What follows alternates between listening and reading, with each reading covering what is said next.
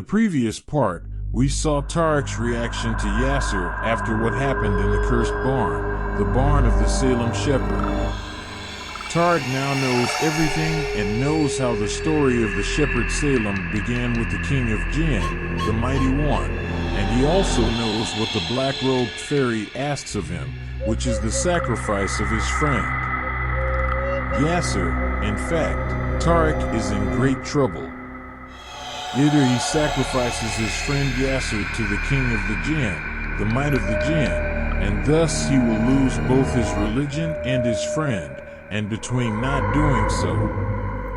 In this case, the genie will kill him, and then she will kill his friend Yasser after him. Tariq holds Yasser's neck after he saw a ghost in front of him in the form of their friend Haytham, and in this part we will see what Yasser will do to save his friend from this predicament, so follow us. Yasser hoped that the cause of Tariq's grief and pain would be the death of his friends only and not anything else that happened to him in that barn.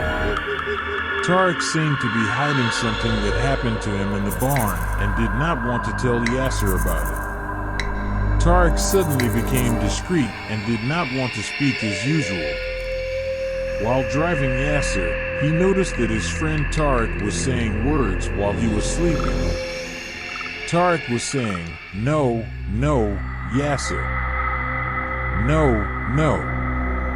Tariq was sweating, and here Yasser realized that Tariq was seeing in his sleep a disturbing nightmare. He tried Yasser, woke Tariq, and started calling him, saying, "Oh Tariq, Tariq, come on." The strange thing is that when Tariq woke up from that nightmare, he attacked Yasser, and if the road was clear of cars, the car would have collided and the two of them died. Tariq directed his eyes downwards and did not say a word. Yasser said, "Don't worry, Siki. It's just a nightmare. I definitely saw it. I'm with you all the way, and nothing happened to you." Tariq was in an unenviable state, and he didn't know what to do. Today is a very terrifying day for Tariq and Yasser. Both friends arrived at their homes and informed the police of everything that happened with Hassan and sent the picture that was with Tariq to the police to start their work. Yasser spent his night thinking a lot about what happened in the village of Amal Ward, which captured the most in Yasser's thinking. It is a question that never left Yasser's mind, and he wonders what happened with Tariq in that barn that made him this way. The next morning, Yasser was surprised by a call from Tariq's brother asking him about Tariq. Yasser said, "No, I haven't seen Tariq since yesterday." It was confirmed that Tariq is really missing and has no trace of him anywhere. Yasser lost hope in finding his friend Tariq, and Hassan's case was closed without identifying the killer, so there is no evidence to condemn anyone, as if Hassan hanged himself. As for Haytham, his father refused to receive his body because Haytham was in fact found in front of the door of a mosque, and the man who raised him is not his father by blood, but is only a man who raised him because he is sterile and does not have children. Yasser felt as if he was alone in this life without friends, and after 3 years of these events, a strange thing happened to Yasser. Suddenly, Yasser heard the sound of the doorbell ringing. "Serve you?" This person said, "Don't you know me, Yasser?" Yes, this voice was familiar to Yasser. Yasser said, "Is it possible that you are Haytham?" That person said, "Yes, I am Haytham." Yasser replied, "Come on in quickly, then."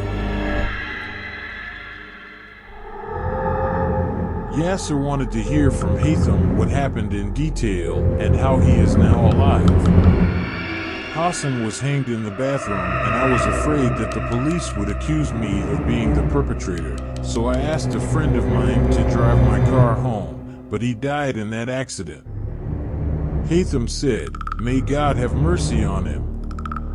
Yasser replied while he was terrified, "Did Tariq die?" Haytham said, stuttering, "No, I don't know, but I knew that he had suddenly disappeared." Yasser said, "Why do I have hope that Tariq is alive? Perhaps because he was the closest person to me." Haytham replied to him saying, "God brought us together and then." "That, Haytham replied, "I had a traffic accident a year ago and this accident cut my hand." Yasser lowered the robe on Haytham and something fell from Haytham's robe. Haytham said, "He is my son. When I was in Al-Sharqiya, I married the daughter of my relative and gave birth to this son, and I named him Yasser." Yasser laughed and said, "May God bless you, O Abu Yasser." Haytham decided to leave and return to Al-Sharqiya, where he lived with his wife there, and here Yasser said, "Okay, Haytham, but please come again to visit me with you, Yasser al-Sagar." Strange, where Haytham said, "I'm sorry, I can't stand something that my father Salem did, and my hand was cut off as a penalty for what Tariq did, who angered the king of the Jinn, the might of him, and pushed him to kill him." Yasser did not hear these words that Haytham said, but something very terrifying happened after Haytham left. After Haytham left, and after Yasser closed the door of the house, he turned behind him and found the black-robed fairy who was talking to Tariq in the barn. Thus, the events of our women's story have ended, the story of the village of Amalward, the cursed village, and we know that the jinn are creatures created by God Almighty. Some of them are good and some of them are evil. Scary horror stories. Bye.